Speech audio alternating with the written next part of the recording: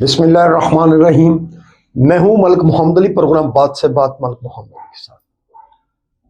27ویں آئینی ترمیم کے بعد اپوزیشن نے جو سر جوڑے ہیں، کیا اپوزیشن اپنی حکمت عملی میں کامیاب ہو سکتی ہے یا نہیں؟ یا محمود خان اچکزئی جو ایک 5 نکاتی فارمولا دے رہے ہیں، جو ان کی سوچ ہے، اور انہوں نے اس بارے میں دعویٰ کیا ہے کہ اگر سیاسی جماعتیں اس 5 نکاتی فارمولے پر یکجا ہو جائیں تو بانی تحریک انصاف سے دستخط کروانا ان کی ذمہ داری ہوگی۔ تو آج کے پروگرام میں اسی موضوع پر بات ہوگی، کیا آیا محمود خان اچکزئی اپنے اس پروجیکٹ پر کامیاب ہو سکتے ہیں یا نہیں؟ تو پیارے دوست، تفصیل سے بات ہوگی، اور جن دوستوں نے ابھی تک ہمارے چینل کو سبسکرائب نہیں کیا، برائے مہربانی وہ ہمارے چینل کو سبسکرائب بھی کریں، لائک بھی کریں اور شیئر کریں۔ اور ہم بات کر رہے ہیں محمود خان اچکزئی کی۔ ہم سمجھتے ہیں کہ محمود خان اچکزئی ایک بڑے ہی زیرک سیاسی رہنما ہیں۔ انہوں نے جمہوریت کے لیے بڑی قربانیاں دی ہیں، جمہوریت کی اساس کے لیے انہوں نے بڑا کام کیا ہے۔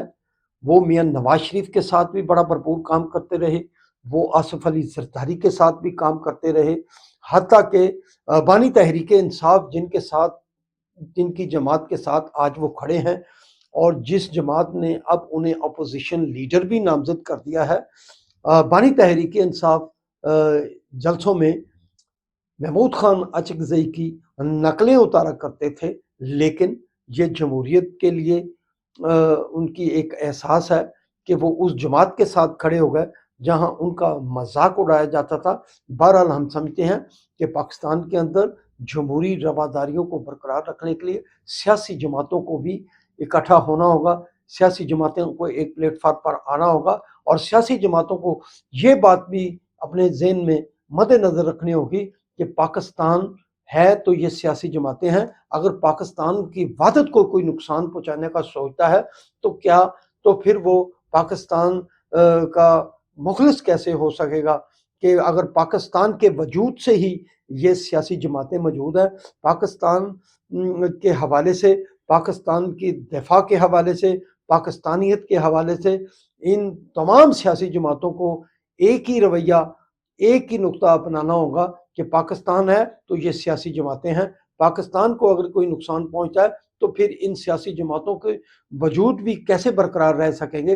بہرحال ہم سمجھتے ہیں کہ محمود خان اچکزئی نے کہا ہے کہ وہ ایک 5 نکاتی فارمولہ تیار کر رہے ہیں، جس پر وہ تمام سیاسی جماعتوں کو راضی کرنے کی کوشش کریں گے، اور اگر تمام سیاسی جماعتیں راضی ہو جاتی ہیں تو بانی تحریک انصاف سے دستخط کروانا بھی ان کی ذمہ داری ہوگی۔ بہرحال ہم سمجھتے ہیں کہ اچھی سوچ کے لیے، اچھی کاوش کے لیے سب کو اکٹھا ہونا چاہیے، لیکن پاکستان کی وحدانیت، پاکستان کا دفاع، پاکستان کی عزت اور وقار سب کو عزیز ہونا چاہیے۔